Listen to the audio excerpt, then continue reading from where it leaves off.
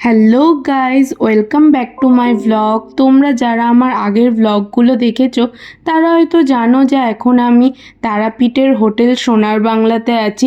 এই হোটেলটা খুবই সুন্দর, ভালো লেগেছে আমার। আজকে অনেক দিন পর আমরা সবাই মিলে দেখা হওয়াতে একটা ফ্যামিলি লাঞ্চ এনজয় করছিলাম, খুব ভালো ছিল। সবাই অনেক গল্প করছিলাম। তোমরা আমাকে অনেকেই বলেছো যে আমার ভিডিওতে আমি কেন নিজেকে কম দেখাই। তার একটাই কারণ হলো, যবে থেকে আমি ভ্লগিং স্টার্ট করেছি না, যখন ধরো আমি একা থাকি তখন তো আমি একাই নিজেকে দেখাই, কিন্তু যখন আমি সবার সাথে থাকি না, আমার অনেক ছোট ভাই বোন যারা আছে তারা খুবই আমার ভ্লগে আসতে চায়।